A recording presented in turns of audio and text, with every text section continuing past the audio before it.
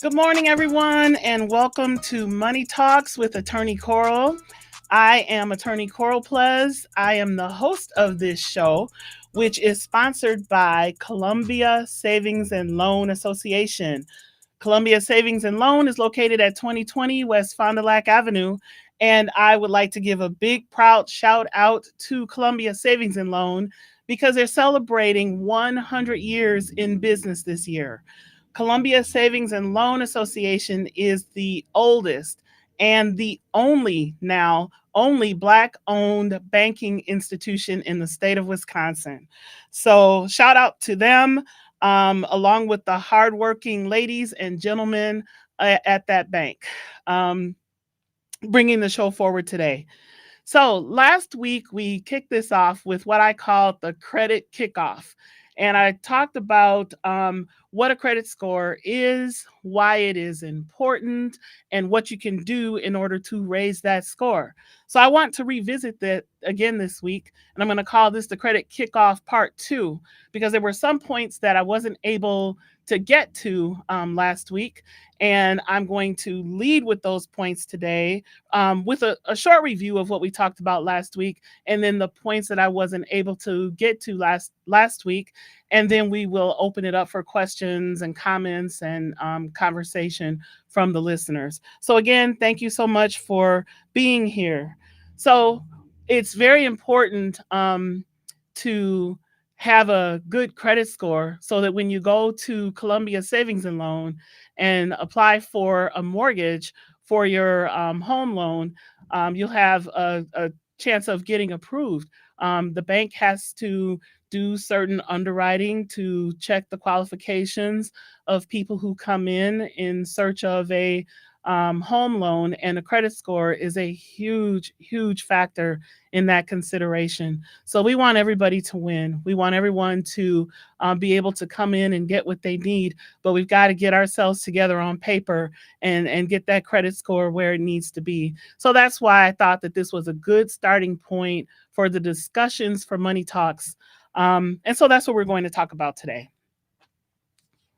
So, again, just in review, what is a credit score? A credit score is a 3-digit number that lenders use to help them decide whether you get a mortgage, a credit card, or a car loan, or some other line of credit that you're interested in receiving. And the better your credit score, the better the interest rate that you'll get on whatever loan or line of credit it is that you're seeking. Um, think of it again as a picture of you as a credit risk to the lender. This is how they assess you and they see who they're going to be able to lend money to. Sometimes this is the credit score is something that is reviewed by potential employers. Sometimes it's also used in tenant screening or even when you're getting car insurance. So it's very important to know what your credit score is. So the question of why it's important, all the reasons just stated, okay? And we talked about that a little bit more last week. Another thing that we talked about last week that I just wanted to remind everyone, I think this is worth going over, what constitutes a good credit score. Because if you had an opportunity to hear us last week, one of the things that we talked about was how to pull your credit report so that you can learn what your credit score is. And I mentioned that you can get a free credit report. And I gave the website to do that. It's annualcreditreport.com. So if you've had an opportunity to do that, then you can know what your credit score is. But if you want to, you still have to grade that score, right? So that you know whether it's a good score or if it's not such a good score. And so the range that I looked at that I talked about last week, I'll just go over that again very quickly. That if your credit score is between 300 to 499, then that's not good. That means you have a lot of work to do on your credit score. That's considered a very poor range. The model that I'm using is pretty strict. So if you meet this model, you'd meet any others. So a poor credit score is between 500 to 600. 601 to 660 is considered fair. 661 to 780 is considered good, and excellent credit is a 781 to 850. So please, everybody, pull your credit report and find out what your credit score is, because you can't work on it if you don't know what it is. Um, if you pull your credit reports, there are three main credit reporting agencies, credit bureaus. TransUnion is one, Experian is the other, Equifax is the other. And again, we talked about this a little bit last week. There are other credit bureaus and agencies out there, but these are the main three that most lenders look to in terms of determining what your score is. So you can request a copy of your credit report from directly from these agencies at any time. That free report that I talked about last week is an annual reporting. So you can get it for free once a year, and they keep track of when you request it. But if you want to be able to access your credit score and your credit report at any time, then you can either reach out directly to the agencies yourself, or you can go online and join either Credit Karma or Score Sense or any others, because there's lots of others. You can just do a Google check. So I'm not recommending one over the other, but those are organizations that you pay for, and then you have access. You're able to pull your credit report up on appropriate intervals. Um, so, as I did last week, I'm going to also tell you, stay tuned, because later in the show, I'm going to tell you exactly no, it's a pro tip that I'm going to give you about how to increase credit. So I would hope you stay tuned until we are at the end of the show, because there's going to be a pro tip that I'm going to offer. Again, this is a little bit of more review from last week, because it's a nice segue into what I would like to talk about today. And that is, how is your credit evaluated? So, what do the companies look at when they're determining what your credit score is going to be? 10% of what they take into account is your credit mix. In other words, the different types of credit that you have. We talked about that last week. If there's time, I'm going to circle back and talk about that again. um, the number of credit inquiries that you have. In other words, who's looking into your credit? Are you applying for a lot of loans or a lot of credit cards, and they're running a check on your credit? Again, that's something we talked about last week. If there's time, we will circle back and talk a little bit more about that again. But that's also 10% of your credit score. The length of your credit history is 15% of the score. Again, that's something we talked about before.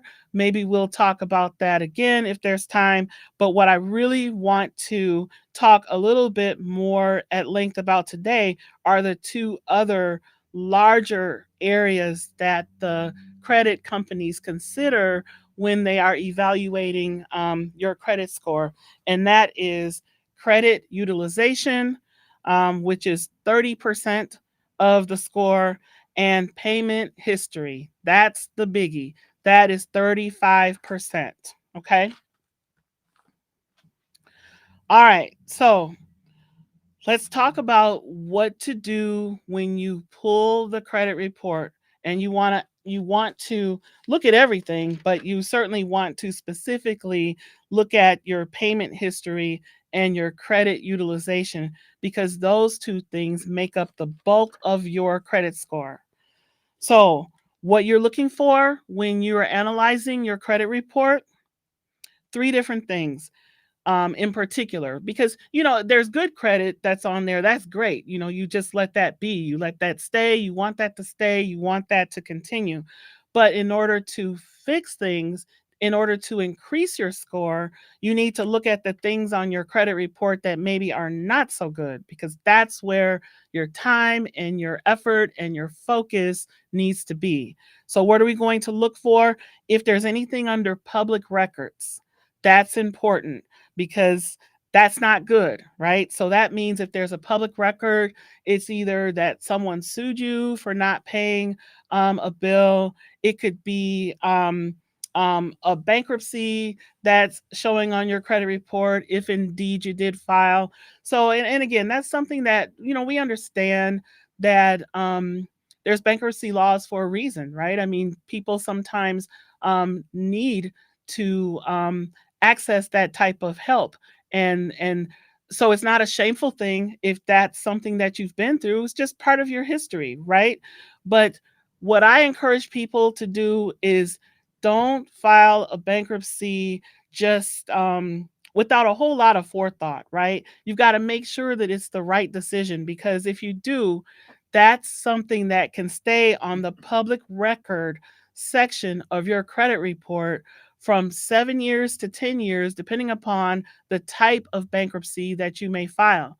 So that's something to really give long consideration to make sure that that's the right legal choice for you to make, because there are times when it's necessary, when it's appropriate. But I've seen situations where people just file bankruptcy repeatedly, and by the time it's ready to fall off their report, they're filing it again. And there are few things that are as derogatory on your credit report than public records. So you've got to watch out for that. Be careful about that. The other thing to look for is derogatory accounts. That means accounts that are referred to collections. So that's an important thing that will pull your score down. If you can clean up those derogatory accounts, then obviously that's going to put you in a better position, and that's something that will help to raise your credit score. Also, there's often a section that's referred to as unsatisfactory accounts. And again, that has to do with late payments. Okay. So I would like to talk about this notion of late payments. All right. Since I mentioned that the payment history is 35% of your score, that's the biggest component that gets taken into account. So, payment history, there's three words: must pay bills. Or how about four words? You must pay bills. You must pay your bills, right? That's five words, I guess. That's the biggest factor in determining your credit score. So, I can't underscore how important it is to pay bills and pay them in a timely manner. I did a little research to see um, what the thoughts are out there in terms of if you make payments late and how it affects your credit score. So, for instance, if you think it's no big deal, even if you are only 30 days late, right, in making a payment on a bill, even that can drop your credit score. 30 days late and your score can drop, right? 60 days late, and that'll affect your score even more than the 30 days late. Now, eventually, these fade with time as you start to pay and get yourself caught back up again. But it's important to know that even paying late will drop your score. So, 90 days late payments, it's a very big deal. It can stay on your credit report for up to 7 years. That's not to say that it will, but it can, right? And so that means that sometimes that it does.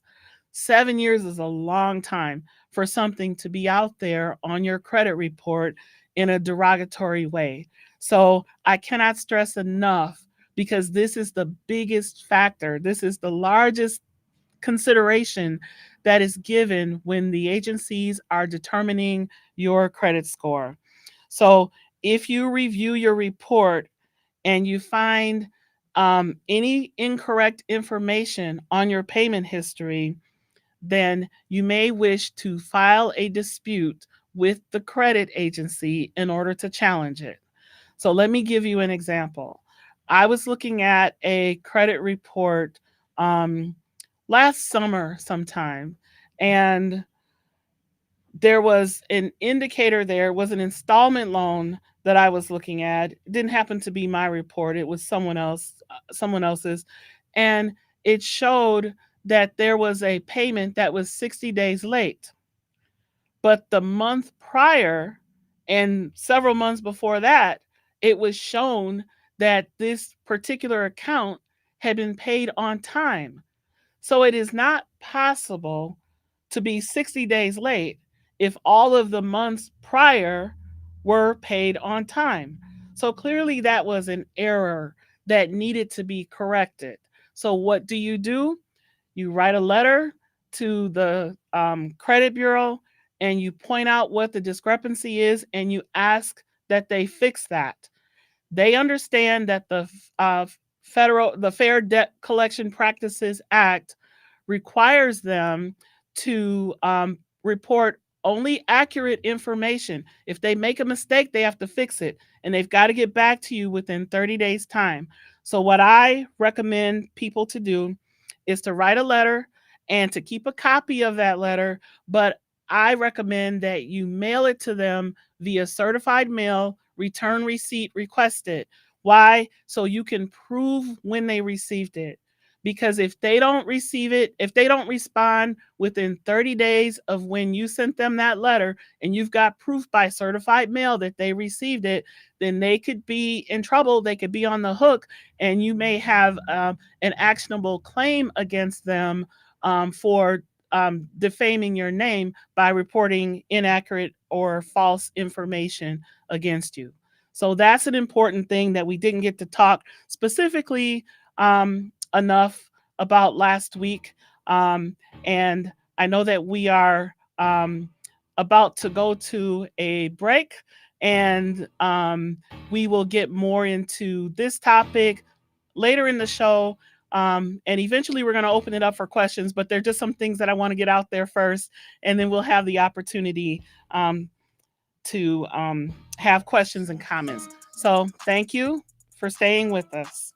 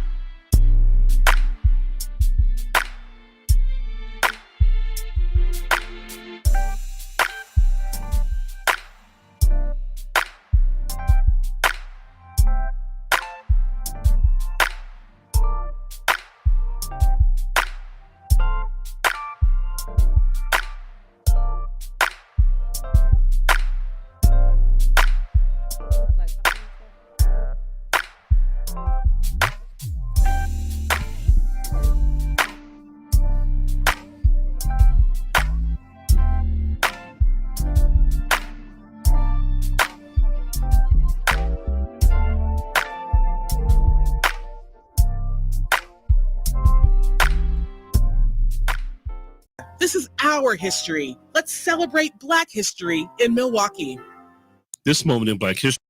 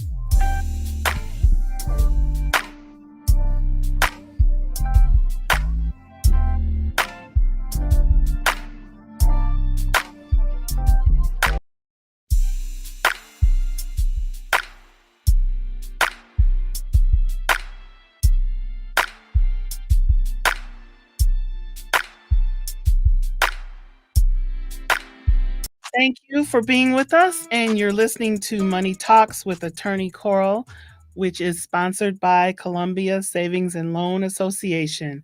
And this morning, we're again talking about how to raise that credit score.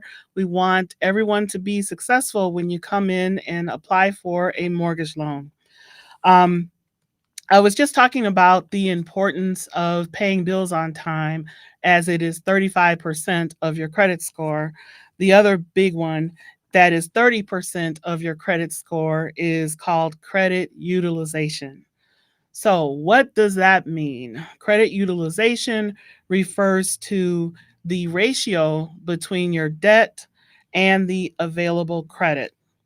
And the recommended ratio is 30% utilization. So, what does that mean? I'll try to say it in a simpler way. This example will make it easier to understand. So, let's say you have a credit card that has a $1,000 limit. If you have $300 worth of charges on that account, you have now reached your 30% utilization that's recommended. Okay. So if you have $1,000 credit card, you don't want to carry a balance of 500, 600, 700, 800, $900. You're not violating any laws, you're not violating any rules. And I think people just think, well, they've extended me this much credit, so I'll use it. And as long as I pay the bill on time every month, I'm good. Well, you are, but if you are interested in raising your credit score, then that's the sort of thing you have to take into account, this notion of credit utilization and the ratios. So you don't want to go over 30%. I think that there was a caller last week that mentioned that she read that it was actually even 20%.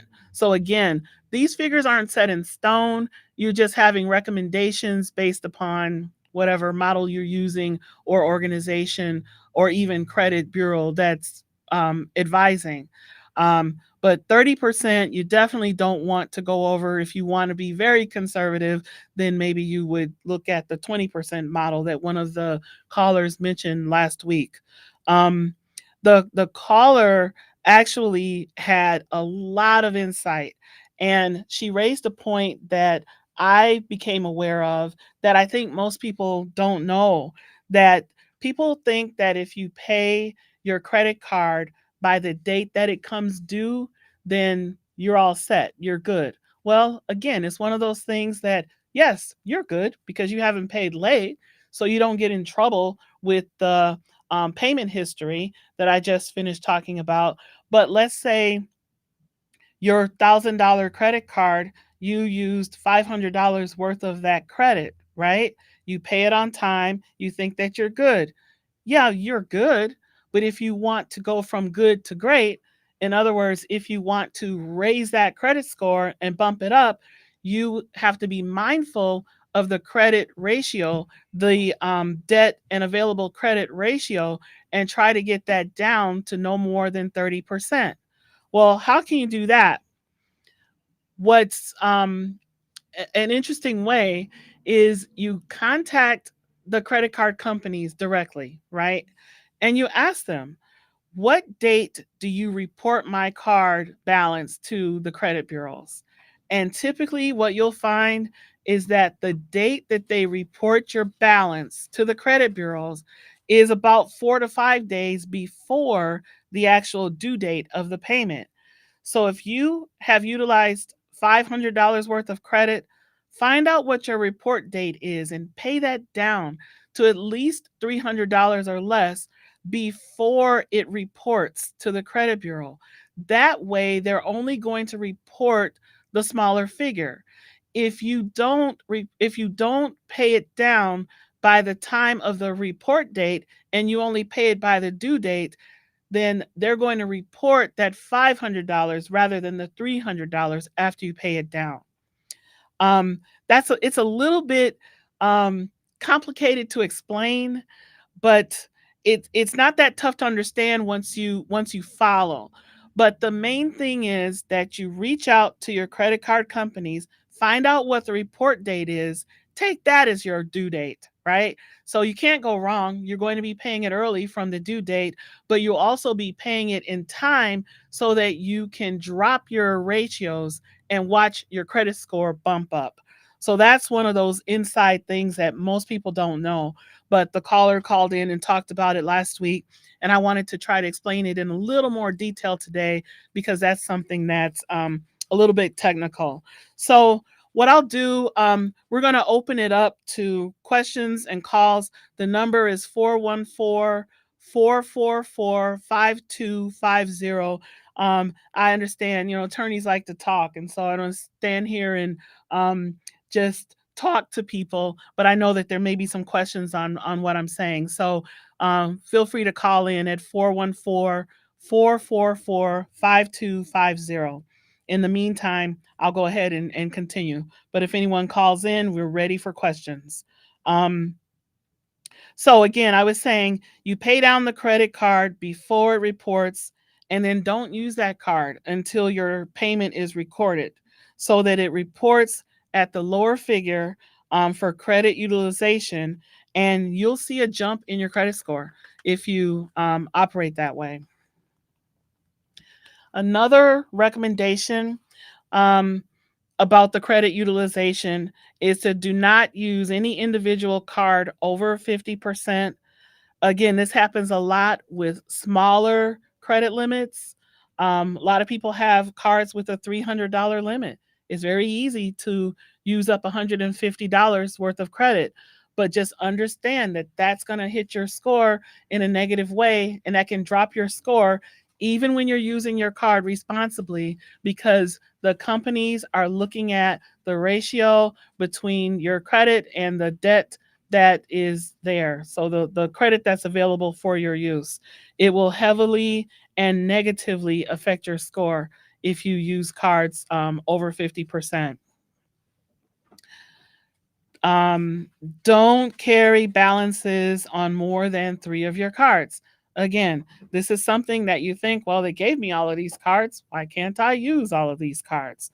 Well, you you should know that the algorithm starts to take off points when you have balances on four or more cards. So, if the goal is to raise that credit score, being mindful of using too many cards is something that is just so important. That's something that's in under your control. So, take control of whatever you can take control of with these situations. Um,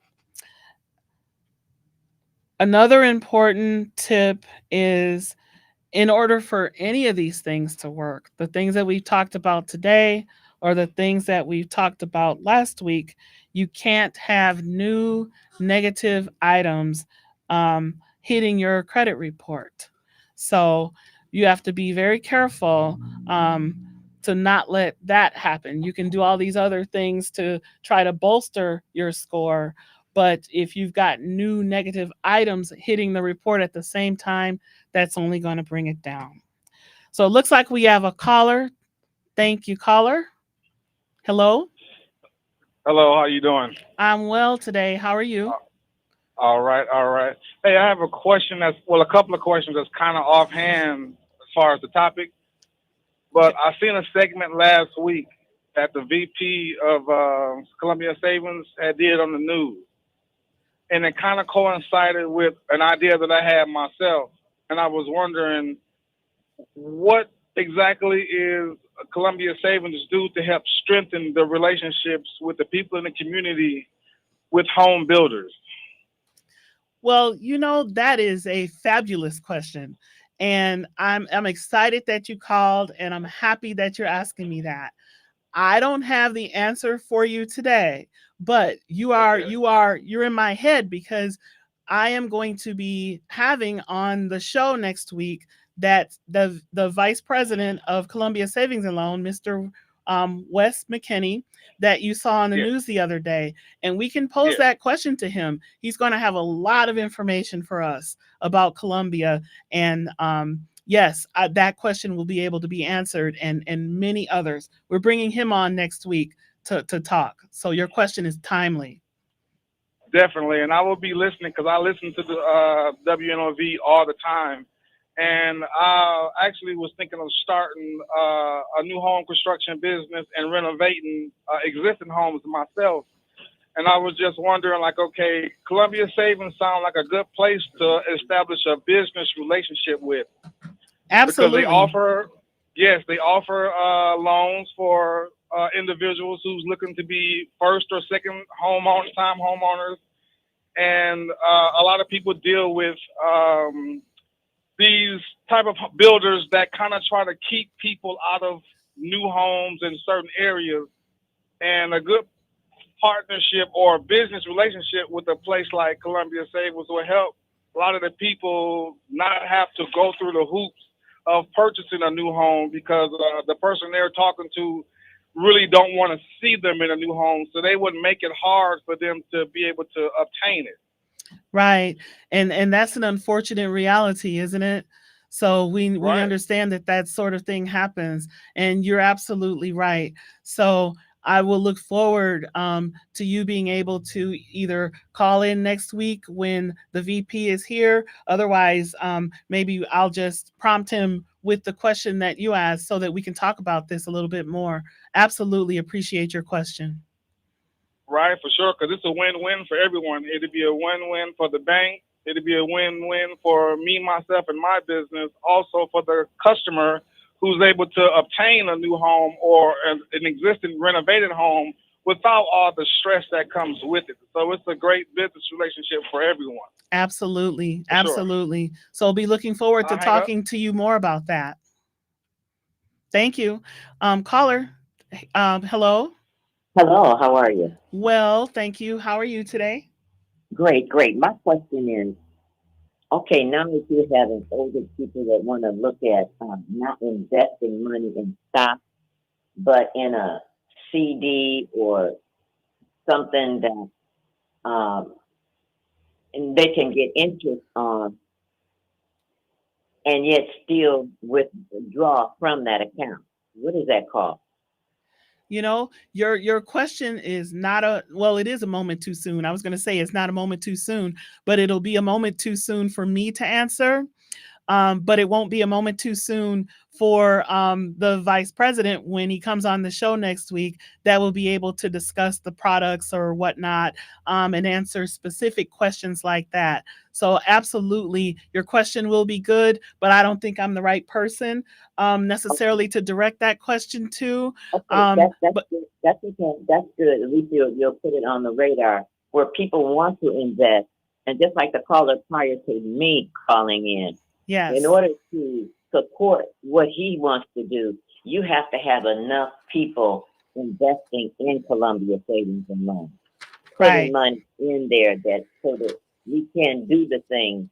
Because when we go to the other banks and we put all our money in there, and yet when our kids go, they can't get a loan, but our money is being used to give somebody else a loan.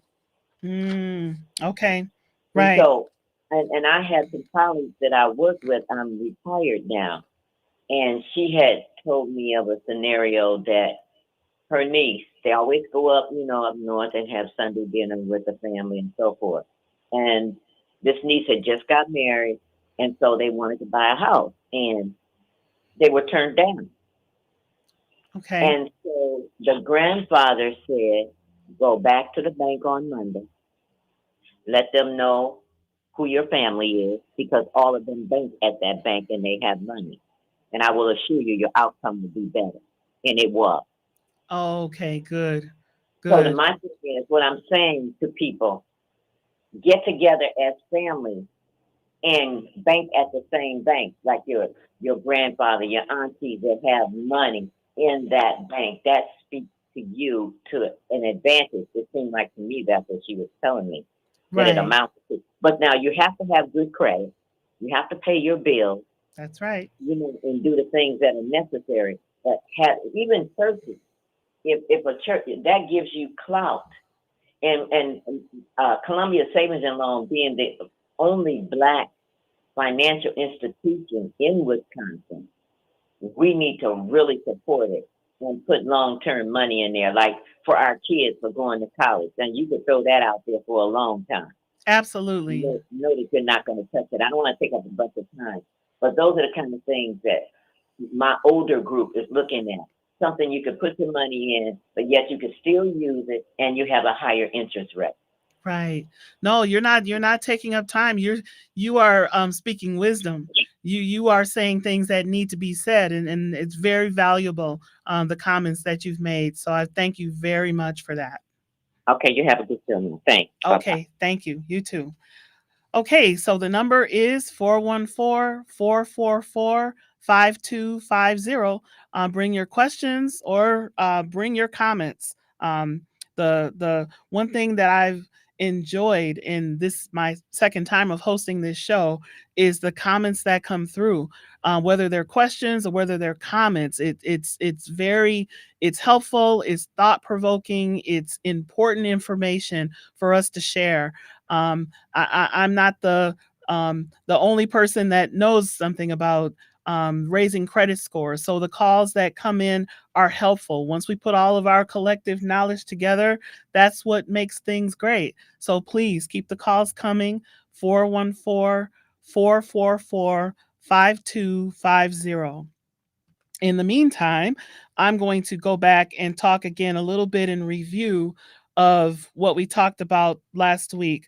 Um, the notion of credit inquiries affecting your score and how to make sure you are having a good score, raising your score, being conscious of the notion of credit inquiries. So, what is a credit inquiry? It's when some organization is looking into your credit. They run your credit basically and are able to see whether you are credit worthy for whatever it is that you may be applying for. So it happens when you're shopping sometimes at the department stores, and they'll say, "Hey, is that going to be on your whatever the name of the store is credit card?" And you'll say no, and they'll say, "Oh, don't you want to apply?"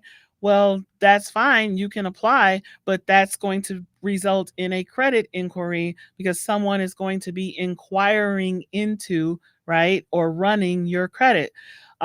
Same thing if you go and you're applying for a car loan or any other type of loan, they're going to run your credit history, and that is considered an inquiry. So, if you have too many inquiries, inquiries are considered a negative on your credit score. That is, what did I tell you earlier? 10% of the score is they're looking at the number of inquiries that you have. So you have to be mindful of that, right? Handle that responsibly. So let's say don't go and apply for a car loan if you don't even know what your credit is. You don't even know if you're credit worthy, that you even have a chance of being approved. Pull your report, know what's there, know what your score is, so that if you go and apply for a car loan and you do have an inquiry, let it be worthwhile that this is a loan that you can actually get approved for, whether it's a car loan, whether it's a credit card, or whatever it is. Um, you want to know that you're going to have a good chance of being approved. Otherwise, it's not worth the risk of having an inquiry on your report because again, once you have multiple inquiries, it drags down your score. So don't just guess whether you're credit worthy before you apply for something. Know that it's something that you want. Don't do it spur of the moment. Plan things out in terms of your credit report. Now, if when you pull your report, you may see inquiries on there that you did not authorize. This goes back to where we started, where I said that if there's something on your report that looks like a mistake, and the law requires that everything reported on your report be true and accurate, and if you see something that's an error, maybe some inquiries that you did not authorize, that too is something that you can write a dispute. And I may have said it earlier, but if I didn't, I want to say it clearly. Yes, you can always call the credit bureaus and dispute over the phone if you see something on your report. I just don't advise it. It's better to put things in writing and send it by certified mail so that they have to resolve it. Once you have proof that they received your written dispute, they must resolve it to your satisfaction, or if it, maybe if it's not an error, if they can prove that what they have on there is accurate, well then, that's another question. But if it turns out to be a mistake and you're in the right, they've got to fix it. They've got 30 days to get back to you and let you know what the plan is. And if they don't do that, there are civil penalties that can be placed against them for not fixing things in a timely manner. That's why that law, the Fair Debt Collection Practices Act, is important because it protects you as a consumer and it requires the agencies to abide the law. Um, so inquiries are a bigger deal than people realize. Um, so I wanted to also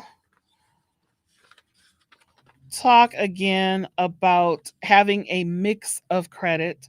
Having a good credit mix, again, is another way to boost your credit score. And what does that mean? Well, that means having different types of credit.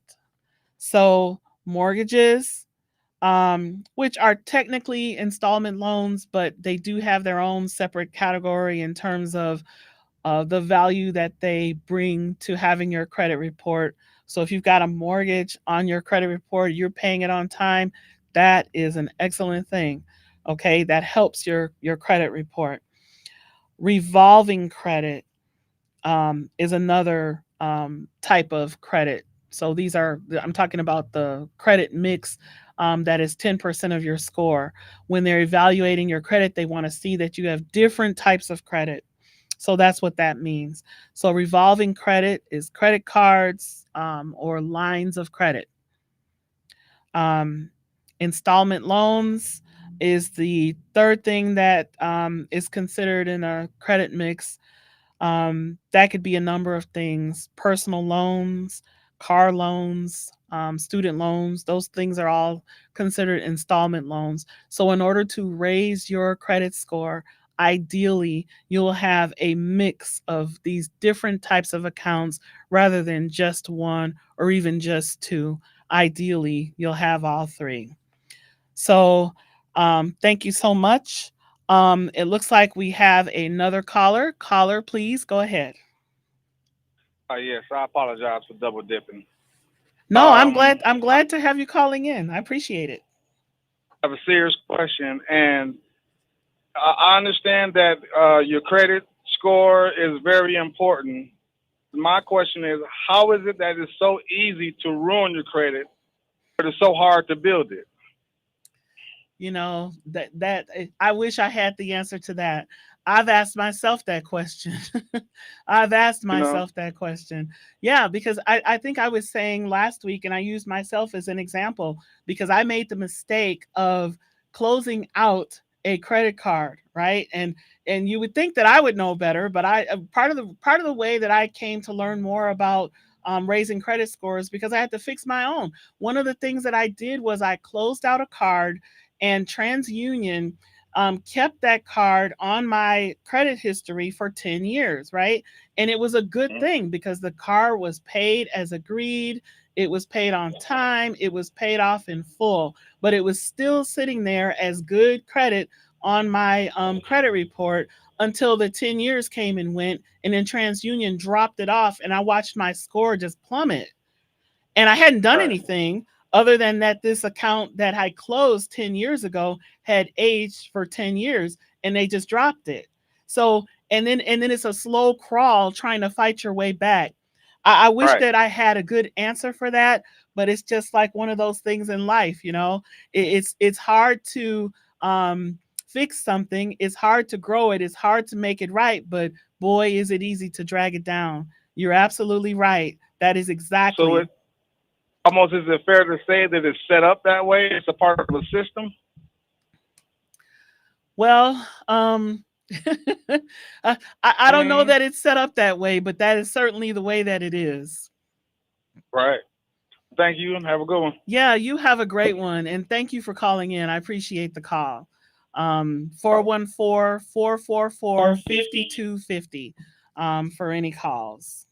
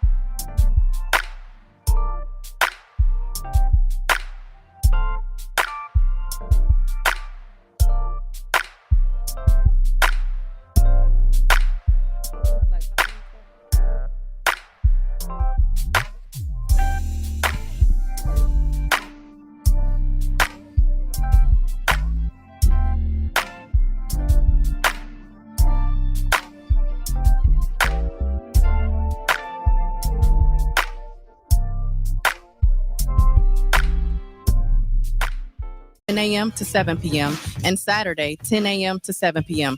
Visit theshermanphoenix.com.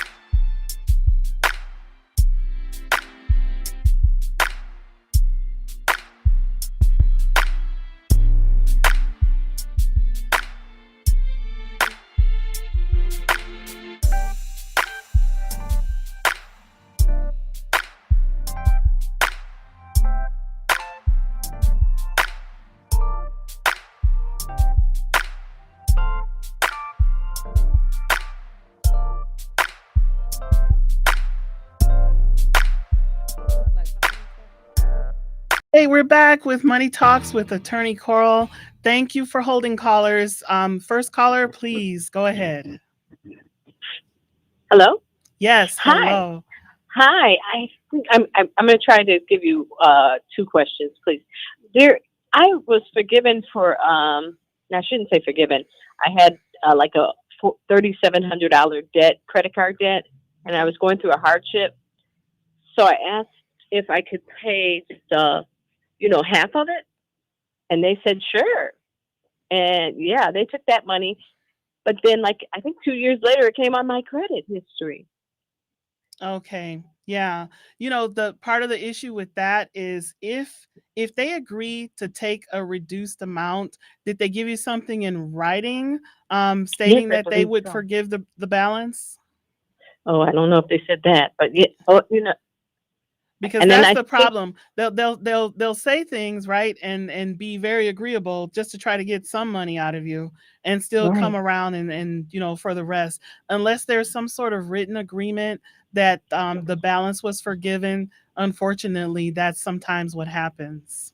I would look at that paper. And I have one more thing that I wanted you to maybe talk about Sure. because I have nephews and nieces that go and look for cars and they get their credit, ran by these companies.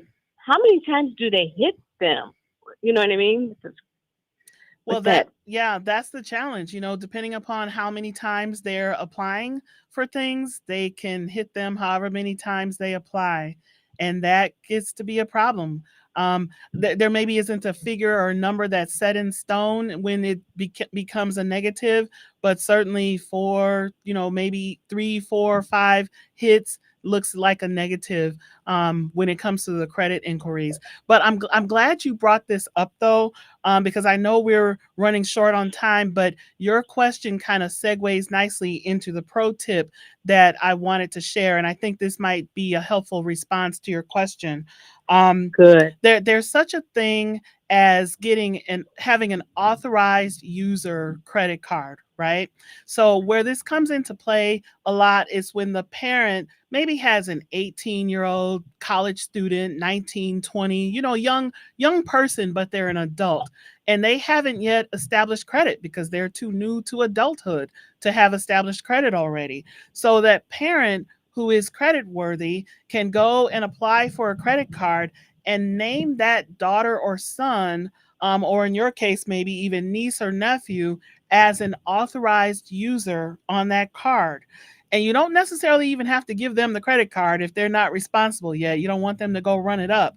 But if you use it responsibly and take into account the credit utilization and paying on time that we've been talking about here this morning, that will actually serve to boost their own credit so that when they get out in the world and they go and they start applying for, be it a car or whatnot, they've got some good solid credit history to back them up so they don't have to run around and have multiple inquiries against their credit. They'll walk in there knowing what their credit is and it's already good. So that's the pro tip that I wanted to put out there that I think is Can responsive to your question.